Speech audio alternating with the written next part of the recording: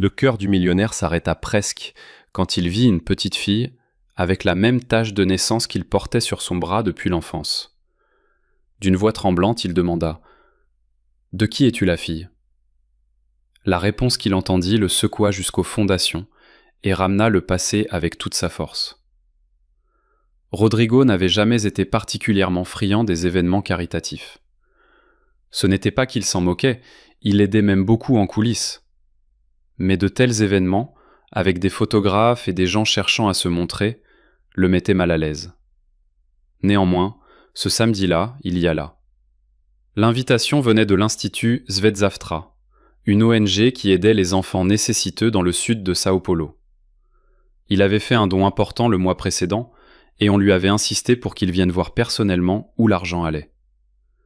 Il arriva sur les lieux en polo bleu, jean et basket. Il essaya de paraître plus ordinaire, comme tout le monde, mais tout le monde remarqua quand même qu'il était différent. Sa voiture était différente, sa démarche était différente, même sa montre modeste coûtait plus cher que les salaires cumulés de toutes les personnes présentes.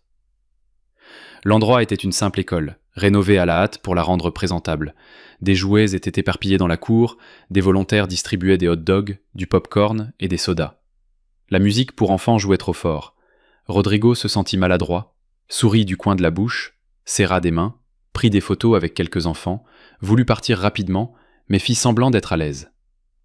À ce moment-là, une fille avec des tresses, dans une robe violette à pois, courut vers lui pour attraper une poupée.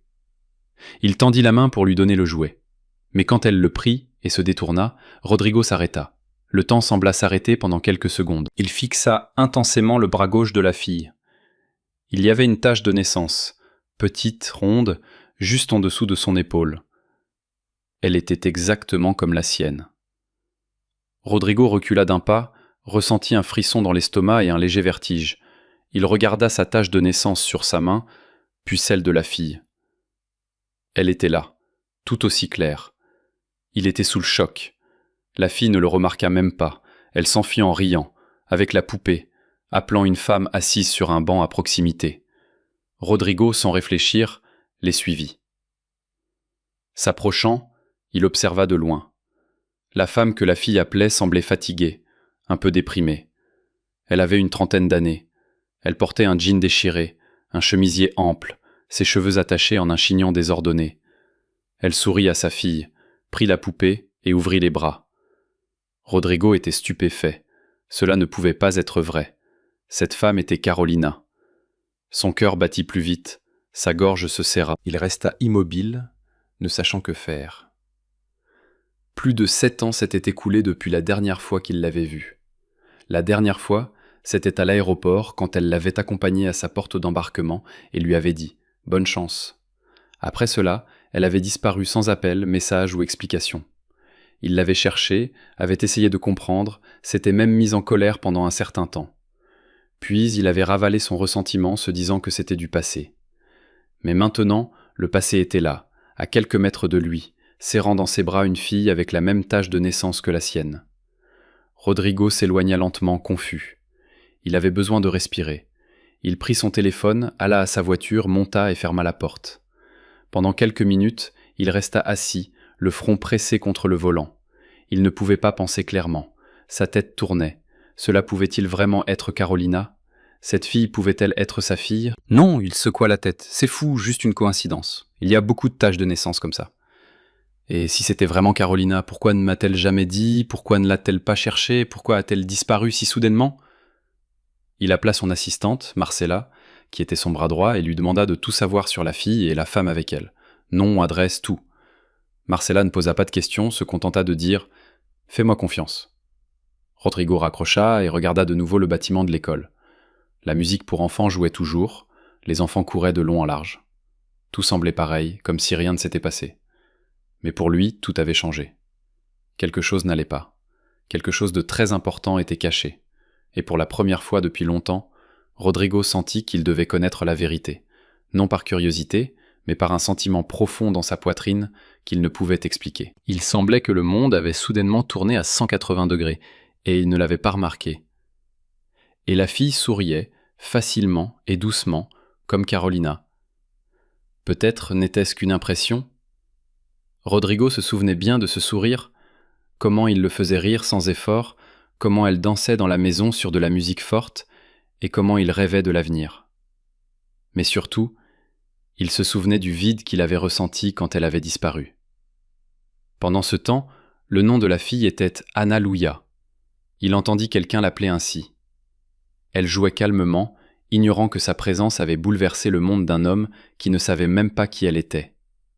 Mais le regard de Rodrigo était fixé sur elle. Il ne partirait pas tant qu'il n'aurait pas compris ce qui se passait. Quelque chose n'allait pas, ou allait très bien, et il devait le découvrir. Cette nuit-là, Rodrigo ne put dormir. Il se coucha tôt, mais se tourna et se retourna, fixant le plafond, la tête pleine de pensées. L'image de la fille avec la tache de naissance ne quittait pas son esprit. Chaque fois qu'il fermait les yeux, il voyait l'enfant courir avec la poupée, puis la femme sur le banc. C'était Carolina. Il n'y avait pas de déni possible. Son visage était le même, juste un peu fatigué et déprimé, mais c'était elle. À 6 heures du matin, il se leva, sans même attendre l'alarme, alla à la cuisine, but un café fort et appela Marcella. « Rien ?» demanda-t-il. « J'ai déjà les données. J'ai dû contacter une connaissance à la mairie, mais j'ai des résultats. » Rodrigo fit une pause de quelques secondes. Tendu. « Envoie tout à mon email, adresse, nom complet, toute information sur la femme et la fille. » Marcella envoya immédiatement l'email. Rodrigo l'ouvrit sur son téléphone et commença à lire. Le nom de la femme était bien Carolina. Carolina Menezes da Costa. Elle avait 35 ans. Elle vivait à Capão Redondo, dans un simple village, avec sa fille Anna Louia Costa. Pas de mari, pas d'enregistrement de relations officielles. Elle travaillait comme aide-soignante pour personnes âgées. Rodrigo sentit une oppression dans sa poitrine. Cela confirmait tout. C'était elle, et très probablement Anna était sa fille. Il prit une autre gorgée de café, mais le goût n'avait plus d'importance. Tout semblait compliqué. Il resta debout, regardant l'écran de son téléphone, essayant de comprendre comment tout en était arrivé là. Il pensa à se rendre immédiatement à leur adresse, mais y renonça. Il avait besoin de réfléchir. Il ne voulait pas se présenter à l'improviste. Et si elle se mettait en colère? Et si elle ne le laissait pas approcher sa fille? Il décida d'agir plus prudemment, demanda à Marcella de poursuivre l'enquête, mais sans créer de remous inutiles. Il voulait en savoir plus sur la vie actuelle de Carolina. Qui étaient ses voisins? Comment elle vivait? Où elle travaillait? Si elle fréquentait une école publique? Si elle recevait une aide quelconque? Marcella s'en occupa. Rodrigo décida de passer devant sa maison lui-même. Le soir, il se rendit dans le quartier, prit une voiture différente de celle qu'il utilisait habituellement, une voiture ordinaire, et mit une casquette pour ne pas se faire remarquer. Il savait qu'il attirerait l'attention s'il apparaissait dans sa tenue habituelle. Il se gara dans une rue parallèle et marcha. L'adresse était une ruelle étroite, pleine de maisons exiguës. La maison de Carolina était la 3e. Portail en fer, peinture écaillée, rideaux fermés. Tout était simple, mais soigné. Il se tint de l'autre côté de la rue, observant. Il vit une vieille femme sortir de la maison voisine avec un sac poubelle et décida d'engager la conversation.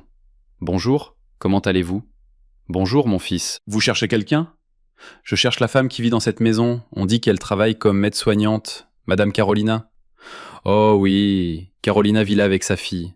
Une très bonne femme. Elle souffre beaucoup. La petite est un amour. Est-elle à la maison ? Je pense que oui. Elle arrive généralement à cette heure-ci. La fille va à l'école après le déjeuner. Elle la récupère et revient. » Rodrigo la remercia, mais ne se rendit pas à la porte. Ce n'était pas encore le moment. Il retourna à sa voiture, monta et prit une profonde inspiration. Le désir de les voir tous les deux était immense, mais il devait se maîtriser. Il y avait de nombreuses questions non résolues entre eux, et de plus, il avait besoin de réponses définitives.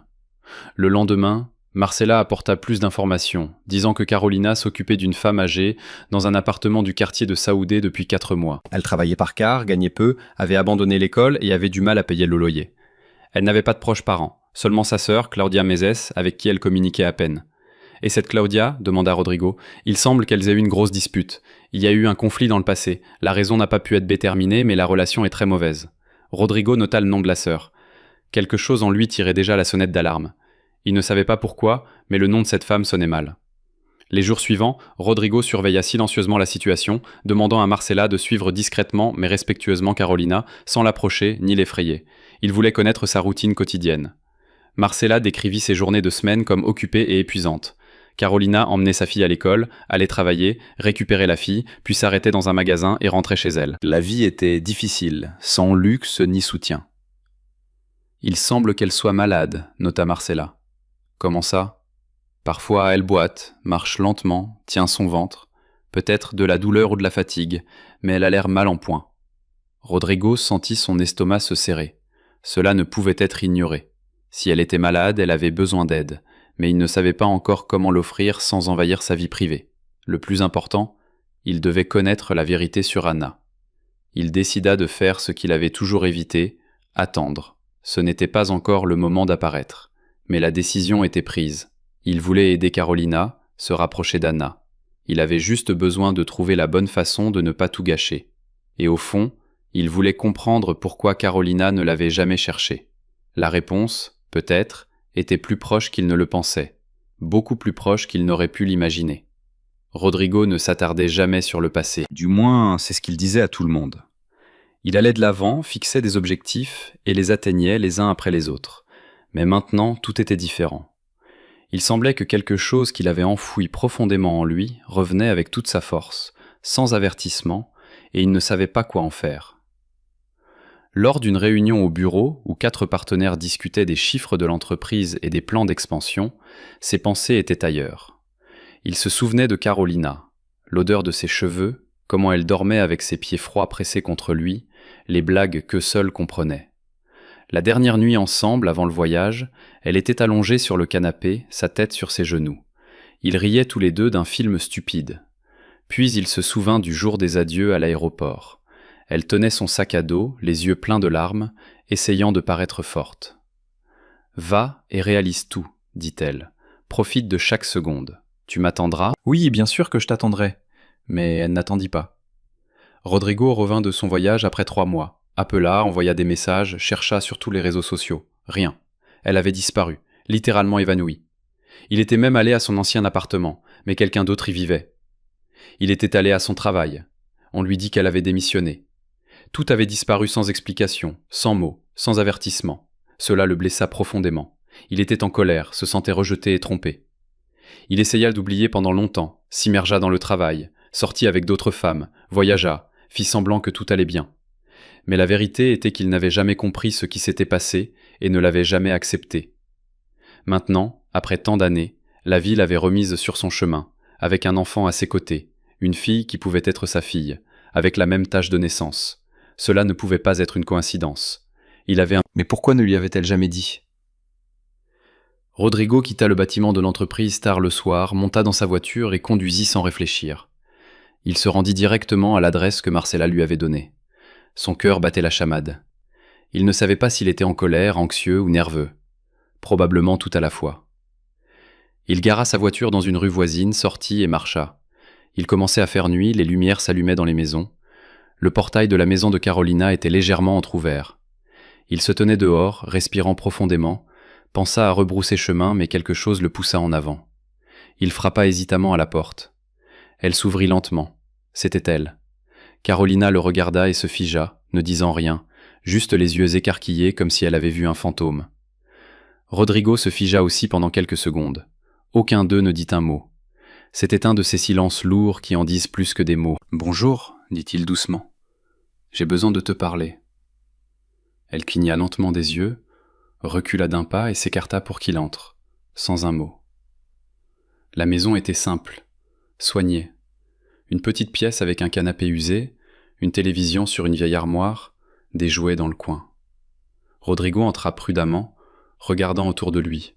Une boule était dans sa gorge. C'était sa vie. « Je pensais que tu allais apparaître maintenant, » dit-elle enfin. Sa voix était différente, calme, un peu rauque. « Pourquoi ?» demanda-t-il, la regardant directement. « Pourquoi as-tu disparu ? Pourquoi n'as-tu rien dit ?» Carolina s'assit sur le canapé et soupira profondément. Elle passa ses mains sur son visage, comme pour rassembler son courage. « Parce que je pensais que c'était la bonne chose à faire. Bien de disparaître, de te laisser dans l'ignorance. J'étais enceinte, Rodrigo, et tu venais de recevoir la plus grande offre de ta vie. Tu allais voyager, grandir, changer de pays, et je ne voulais pas être un fardeau. » Rodrigo sentit le sol se dérober sous ses pieds. Elle le dit comme si c'était simple, mais pour lui, c'était un coup de poing dans l'estomac. « Tu as décidé de me retirer de la vie de ma fille ?»« J'ai décidé de te laisser libre. » Elle baissa la tête. Silence à nouveau, silence plein de mots tus. Rodrigo fit le tour de la pièce, ne sachant que faire de ses mains. « Tu aurais dû me faire confiance. »« J'avais peur. Ma sœur a dit que tu n'accepterais jamais, que tu voudrais que je me fasse avorter, et j'étais terrifié. » Rodrigo se tourna vers elle, confus. « Ta sœur Claudia savait ?»« Oui. » Carolina hocha la tête. « Elle m'a convaincu de ne pas te chercher. Elle a dit que tu commençais une nouvelle vie, que tu me blâmerais. Mieux valait t'oublier. » Rodrigo renifla. Maintenant, tout commençait à se mettre en place. Claudia avait toujours été dure, critique et arrogante. Elle ne l'avait jamais aimé. Et maintenant, il apprenait qu'elle s'était immiscée là où elle n'aurait pas dû. « Et Anna, elle sait pour moi ?»« Non. Elle sait que son père est parti. Elle ne t'a jamais vu ni entendu parler de toi. Je n'avais rien à expliquer, et je ne voulais pas mentir. Alors je me suis juste tu. » Rodrigo prit une profonde inspiration, essayant de se calmer. La colère, la tristesse et le soulagement de revoir Carolina se mélangeaient trop fortement en lui. « Je veux rencontrer ma fille, » dit-il fermement. Carolina leva les yeux, les larmes lui montant aux yeux. Elle ouvrit la bouche pour répondre. Mais avant qu'elle ne puisse dire quoi que ce soit, une voix fluette vint du couloir. « Maman, l'oncle s'en va ?» C'était Anna Louia en pyjama, avec un ours en peluche dans les mains, les yeux curieux et les cheveux en bataille. Elle regarda Rodrigo et sourit, ne comprenant rien. Rodrigo sentit son cœur fondre. C'était elle. Et c'était la première fois qu'il entendait la voix de sa propre fille. Carolina se lève tôt tous les jours, vers 5h30. Elle n'a même pas besoin de réveil car son corps est déjà habitué à la routine. Le premier son qu'elle entend est le grincement d'une vieille chaise traînée sur le sol de la cuisine par le voisin d'en haut. Puis vient l'aboiement d'un chien de la rue, puis le doux ronflement d'Anna-Louis, dormant sur le matelas à proximité. La maison est petite, 2 pièces, une salle de bain exiguë et un tout petit espace qu'elle appelle une cuisine, mais où à peine 2 personnes peuvent se tenir.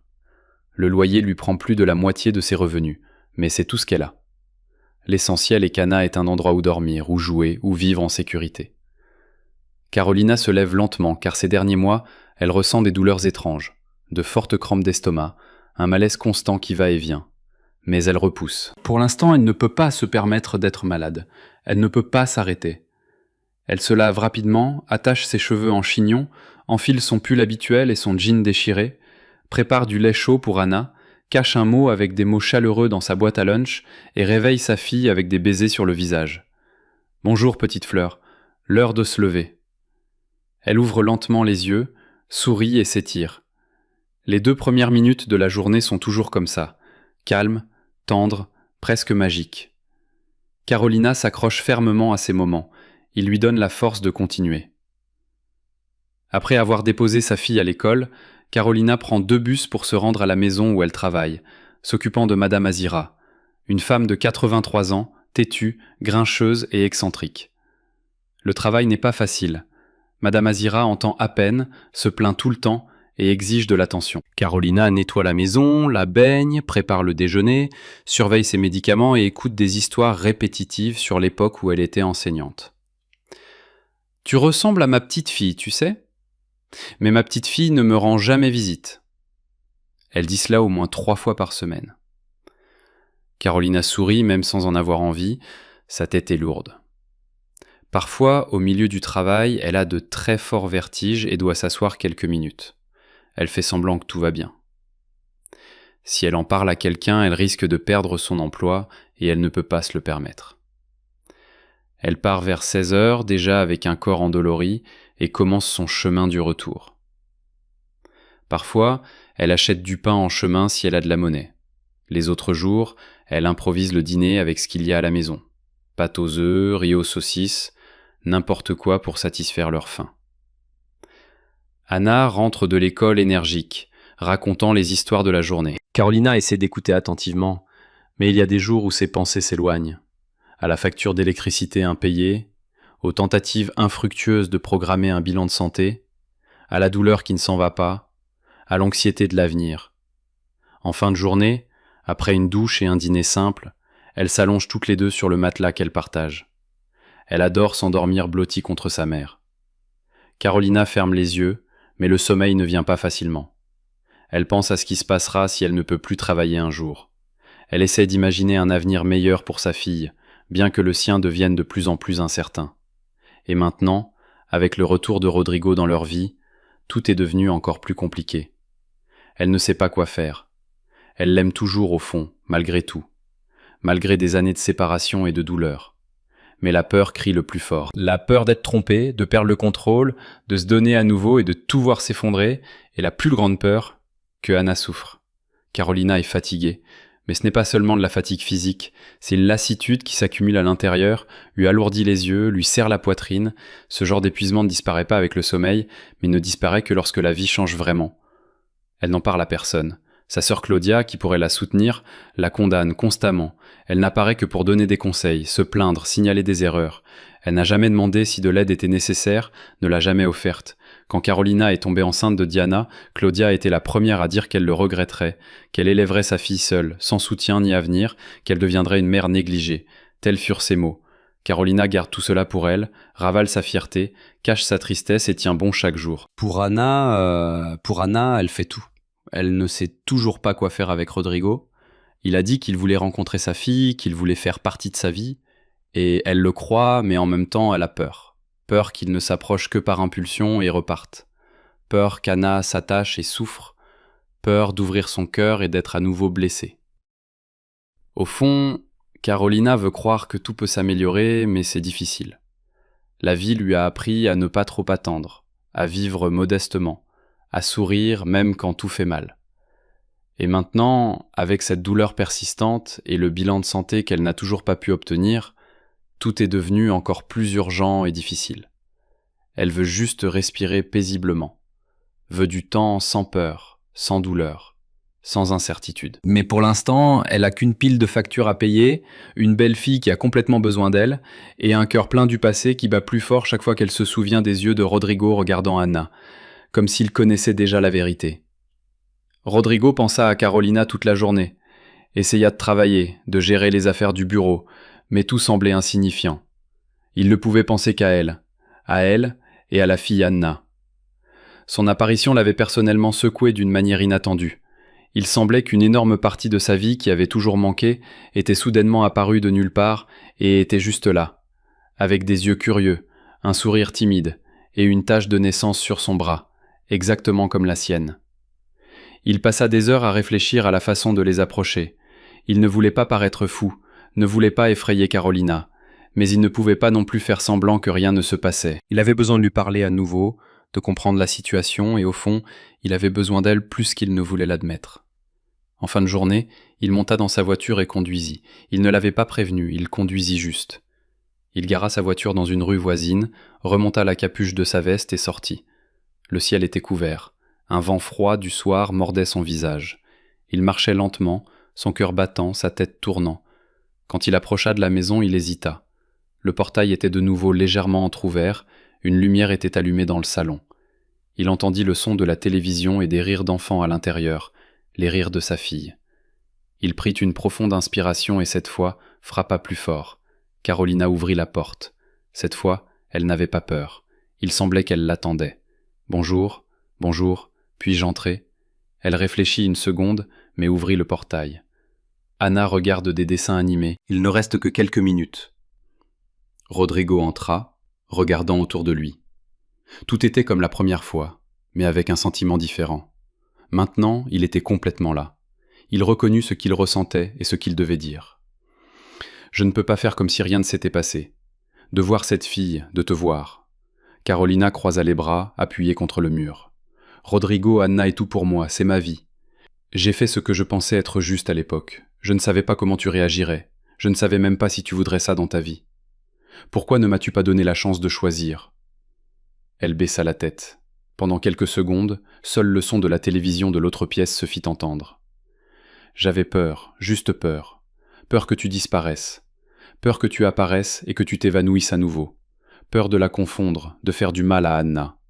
La vérité est que je me sentais seul, et j'ai décidé d'avancer sans toi. Rodrigo fit un pas en avant, sa voix devint plus douce. J'étais seul aussi, tu sais. Carolina leva les yeux, il y avait de la tristesse dans ses yeux, mais aussi un reste de tendresse, un reste de désir qu'elle essayait de cacher. Et que veux-tu maintenant ? Je veux rencontrer ma fille, je veux être proche, je veux savoir ce qu'elle aime, ce qu'elle n'aime pas, comment elle dort, ce dont elle rêve. Je veux faire partie de sa vie, lentement, petit à petit. Carolina soupira profondément, comme si elle portait le monde entier sur ses épaules. Et si elle s'attache, et que tu disparais ? Je ne disparaîtrai pas. Et si tu essaies de me l'enlever ?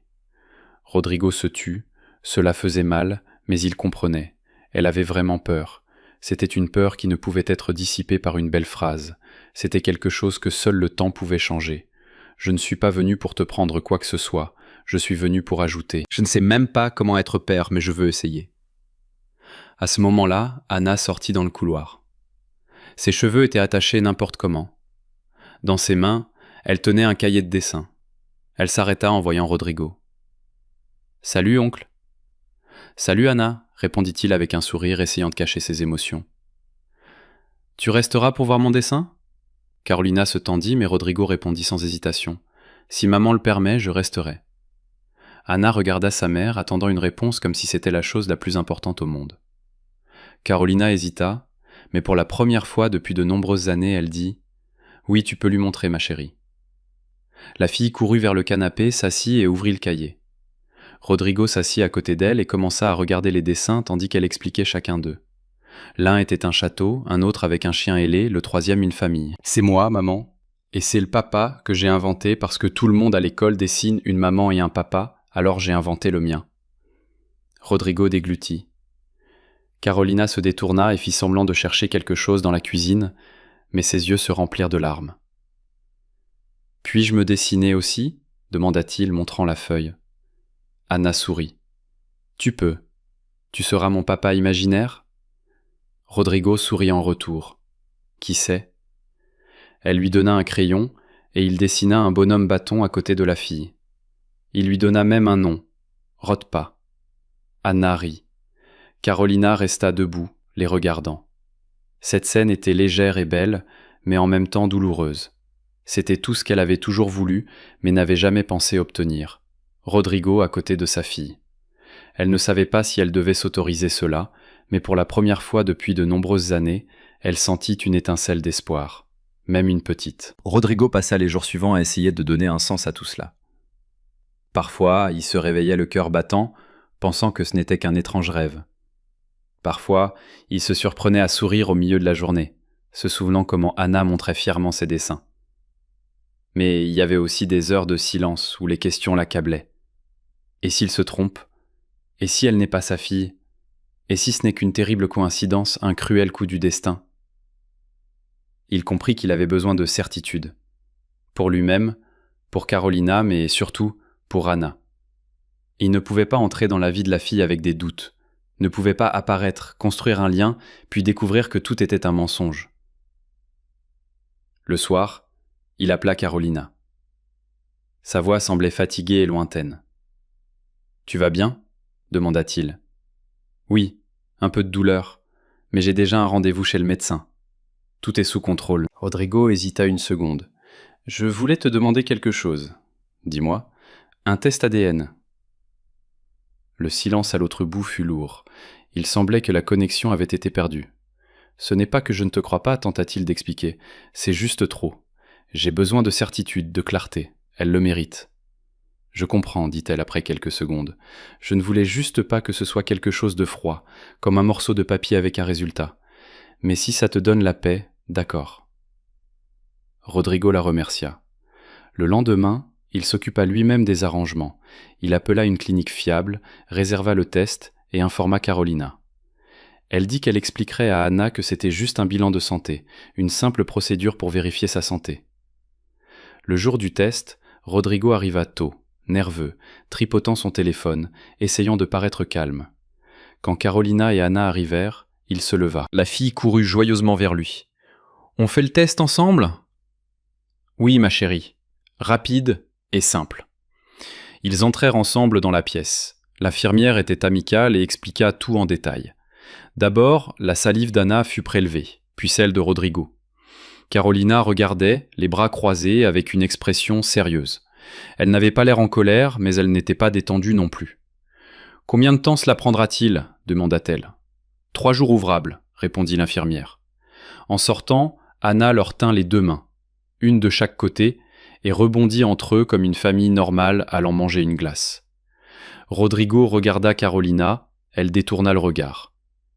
Le lendemain, Rodrigo décida d'aller au bureau pour passer le temps. Il essaya de se distraire avec des rapports, des réunions, des conversations avec des partenaires, mais rien n'y fit. Même les employés le remarquèrent. « Tout va bien, monsieur ?» demanda l'une des secrétaires. « Oui, juste fatigué. » Un mensonge. Il était agité. Le 3e jour, le résultat arriva par email. Rodrigo était seul au bureau, assis devant son ordinateur, et pendant quelques minutes, il fixa l'objet de l'email. Son cœur battait comme un tambour. Il cliqua lentement, lisant ligne par ligne. Compatibilité génétique, 99,999%. Anna était sa fille. Rodrigo se pencha en arrière dans sa chaise, passa ses mains sur son visage, rit, pleura et resta sans voix. C'était une sensation étrange, comme si tout ce qu'il avait toujours cherché se trouvait dans un seul paragraphe d'un rapport médical. Sa fille existait, elle était vivante, réelle, et maintenant il le savait. Il décrocha le téléphone et appela Carolina. « Le résultat est là, et c'est ma fille, » dit-il. Silence. « Tu savais ? » ?»« Oui, » demanda-t-il. « Je savais, mais l'entendre de toi, c'est différent.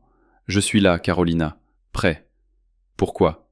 Elle ne répondit pas, se contenta de raccrocher. Le lendemain, il alla chez elle. Anna n'était pas là. Elle était à l'école. Carolina ouvrit la porte avec l'air de quelqu'un qui n'avait pas bien dormi. « Merci de m'avoir cru, » dit-il. Elle hocha la tête, les yeux pleins de larmes. « J'avais juste besoin de savoir avec certitude, » ajouta-t-il. « Maintenant je sais. » Ils restèrent silencieux un moment. « Et maintenant, Rodrigo, que vas-tu faire de cette vérité ?» Il soupira profondément. « Je veux être le père d'Anna. Je veux faire partie de sa vie et t'aider aussi, vraiment, sans imposer ni faire pression. Mais je ne disparaîtrai pas. Pas maintenant. Pas jamais. » Carolina semblait lutter intérieurement entre la peur et le soulagement, la fierté et le désir d'accepter. « Je ne sais pas comment faire. Je n'aurais jamais cru que ce jour viendrait. Nous pouvons apprendre ensemble. » Pas à pas, dit-elle, le regardant comme si elle revoyait enfin le vieux Rodrigo, celui qu'elle avait aimé autrefois, celui qu'elle avait laissé partir par peur. « Alors c'est bien, dit-elle doucement, pas à pas. » Il n'y avait plus de nouvelles de Claudia depuis longtemps. Elle et Carolina se parlaient à peine, et cela durait même avant la naissance d'Anna. C'étaient des sœurs qui avaient grandi ensemble, partagé tout, mais à un moment donné, leur relation s'était effilochée, s'était doucement effondrée, et chacune avait pris son propre chemin. Les disputes avaient commencé pour des bagatelles, mais avec le temps, elles s'étaient transformées en ressentiments lourds et profonds. Le plus gros problème survint quand Carolina tomba enceinte. Claudia craqua, traita sa sœur d'irresponsable, dit qu'elle finirait seule avec un enfant. Quand elle réalisa que les disputes étaient inutiles, elle disparut simplement. Mais maintenant, avec le retour de Rodrigo et son rapprochement avec sa fille, Claudia réapparut, comme si elle sentait un conflit dans l'air, et ne vint que pour jeter de l'huile sur le feu. L'appel arriva soudainement un mardi matin. Carolina était en train de préparer le sac à dos d'Anna pour l'école quand le téléphone sonna. « Allô, c'est vrai ?» La voix sèche de Claudia à l'autre bout fit figer Carolina. « Claudia, c'est vrai que Ricardo est de retour ? Qu'il se promène maintenant comme un prince sur un cheval blanc ?» Le ton était plein d'ironie. Carolina ferma la porte du salon pour qu'Anna n'entende pas. « Il est de retour, oui. Il essaie de se rapprocher de sa fille. »« Maintenant c'est sa fille ? Tu t'en es sortie seule pendant tant d'années, et maintenant tu l'acceptes juste ? Tu crois qu'il va rester ? Réveille-toi, Carolina. Je ne te demande pas ton avis. Je te préviens. Ces riches ont tout sous contrôle, font ce qu'ils veulent. Ils disparaissent quand ils sont fatigués, et puis ils reviennent comme si rien ne s'était passé. Tu ne sais rien, Claudia, ne t'en mêle pas. Il sait que tu es malade ? Carolina déglutit.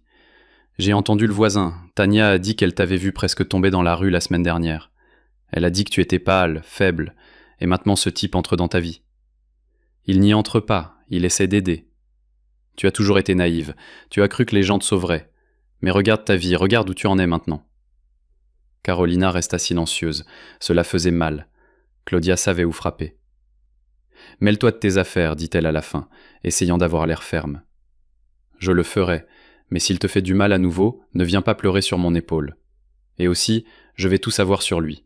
Je ne laisserai pas ce type jouer avec ma nièce. L'appel se termina. Carolina resta là, tenant le téléphone, respirant difficilement. Sa tête tournait. Elle savait que Claudia était dangereuse.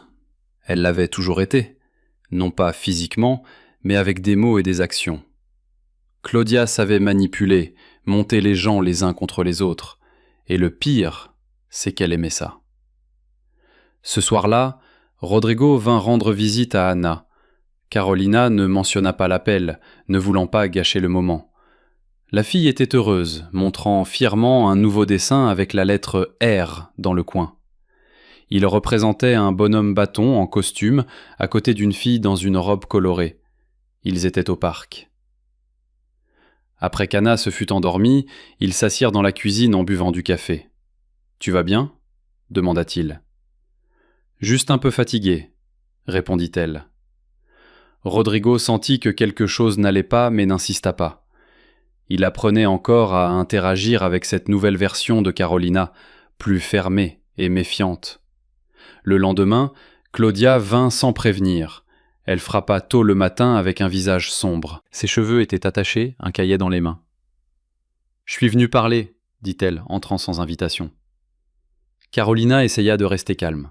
« De quoi ?»« De ce type, Rodrigo. J'ai tout vérifié.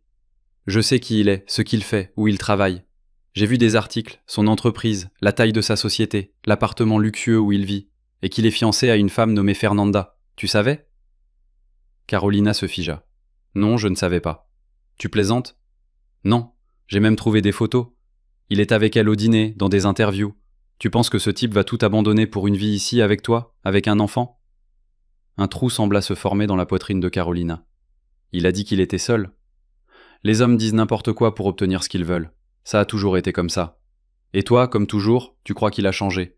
Les gens ne changent pas. Ils deviennent juste meilleurs pour le dissimuler. Les mains de Carolina tremblèrent. Elle prit son téléphone et tapa le nom de Rodrigo et de Fernanda dans Google. Des photos, des gros titres, des interviews apparurent rapidement. Il souriait, se tenant la main. L'une des photos montrait Rodrigo à un gala, et la légende disait « Rodrigo Sampaio et sa fiancée Fernanda Melo à un événement caritatif à Sao Paulo ». Carolina eut l'impression d'avoir reçu un coup de poing dans l'estomac. « Je t'avais prévenu, dit Claudia froidement. Ces types ont deux vies, une qu'ils montrent, l'autre qu'ils cachent. Et toi, comme toujours, tu es tombé dans le panneau. » Carolina resta assise sur le canapé si longtemps qu'elle ne put compter le temps. Son téléphone, écran allumé, montrait toujours la photo de Rodrigo et Fernanda lors d'un événement élégant, entouré de lumière, en tenue de soirée, comme s'il vivait dans un monde complètement étranger à sa vie. Cette image semblait une moquerie. Cela faisait plus mal qu'elle ne pouvait l'admettre. À l'intérieur, sa poitrine se serrait, comme si elle ne pouvait pas respirer. Claudia était déjà partie. Bien sûr. Après avoir craché son venin, elle fit ce qu'elle faisait toujours, lâcha une bombe et disparut. Elle n'avait pas demandé comment allait sa sœur, ne voulait pas écouter d'explications, ne laissait aucune place au dialogue, seulement la douleur. Carolina se leva lentement et alla dans la chambre. Anna dormait paisiblement avec un des dessins qu'elle avait fait avec Rodrigo posé près du lit. Un soleil jaune dans le coin de la feuille et 3 personnages se tenant la main. Maman, fille et papa. Elle s'assit sur le matelas et regarda sa fille endormie. Elle se demanda comment tout aurait pu être différent. Elle se demanda si elle avait bien fait de cacher la vérité si longtemps. Elle se demanda, avant tout, si elle était sur le point d'avoir des ennuis à nouveau. Elle voulait tellement croire que Rodrigo avait changé, qu'il était revenu avec un cœur sincère. Mais si Claudia avait raison. Le lendemain, Rodrigo, comme d'habitude, vint le soir apportant 2 glaces à la fraise, la préférée d'Anna. La fille courut vers lui, sauta sur ses genoux et commença à lui raconter les nouvelles de l'école. « Aujourd'hui, on nous a dessiné au parc. Il y avait un chien et un gâteau au chocolat. » Rodrigo rit, comme toujours, quand elle parlait sans arrêt. « Je veux voir ce dessin plus tard. »« D'accord. » Carolina les regarda de la cuisine, essayant de faire semblant que tout était normal, mais à l'intérieur, Tout était dérangé. Après qu'Anna soit allée se baigner, Rodrigo resta dans le salon, regardant les photos que la fille avait collées dans son cahier. Carolina entra, croisa les bras et resta debout. « J'ai besoin de te parler. » Rodrigo remarqua le ton, ferma lentement le cahier et se leva. « Qu'est-ce qui s'est passé ? Vas-tu vraiment faire semblant de ne pas avoir de fiancé ?» Rodrigo cligna lentement des yeux, pris au dépourvu. « Que veux-tu dire ? J'ai vu les photos, Rodrigo. Toi, Fernanda, des articles, des événements, tout. Tu as dit que tu étais seul. » Il passa une main sur son visage et soupira. « J'aurais dû te le dire. Oui, j'étais fiancé à Fernanda. Nous avons eu une longue relation, mais nous avons rompu il y a quelques mois. Alors pourquoi continues-tu d'apparaître avec elle sur les photos ? Parce que la presse adore les vieilles photos et Fernanda n'a pas bien pris la rupture. Elle essaie toujours de maintenir l'image que nous sommes ensemble. J'essaie de ne pas l'afficher, mais je ne suis plus avec elle. Tu es sûr ? Ou vas-tu juste tout arranger maintenant ? Je ne suis pas la personne que tu connaissais, Carolina. Je ne t'ai jamais menti sur mes sentiments maintenant. » Elle soupira profondément. Elle était fatiguée des beaux discours. Mais avant qu'elle ne puisse dire quoi que ce soit, Rodrigo sortit une enveloppe de son sac à dos. Le résultat est là. Ses yeux s'écarquillèrent. Il ouvrit l'enveloppe, en sortit le papier et le lui tendit. « Tu peux le lire calmement. » Carolina regarda les chiffres, les termes complexes, mais trouva immédiatement la ligne qui l'intéressait. Probabilité de paternité, 99,99%. Elle sentit ses jambes flancher, s'assit sur le canapé avec le papier à la main, regardant et relisant. « Ce n'est pas que je doutais, dit-elle doucement, mais voir ça, c'est puissant. » Rodrigo s'assit lentement à côté d'elle. Je l'ai senti dès le premier regard sur Anna. Mais maintenant il n'y a plus de doute. C'est ma fille, et je suis son père. Ils restèrent silencieux. La télévision était allumée, mais sans son. Dans la pièce, Anna chantait doucement une chanson qu'elle avait apprise à l'école. « Qu'est-ce que tu vas faire maintenant ?» demanda Carolina. « Je veux faire partie de sa vie. Avec toi ou sans toi. Je veux prendre mes responsabilités. Je veux être là. Et si tu me permets, je veux vraiment vous aider tous les deux. Et ton ex-fiancée acceptera-t-elle ça ? Elle n'a pas le choix, c'est ma vie maintenant. » Carolina le regarda. Il y avait toujours de l'incrédulité dans ses yeux, mais aussi un mince fil d'espoir au fond d'elle. Elle savait qu'elle avait besoin d'aide, qu'elle ne pouvait pas continuer comme ça. C'était difficile de tout porter seule, mais c'était aussi difficile de faire de la place à quelqu'un qui était parti une fois. Puis Rodrigo lui prit les mains. « Donne-moi une chance, juste. »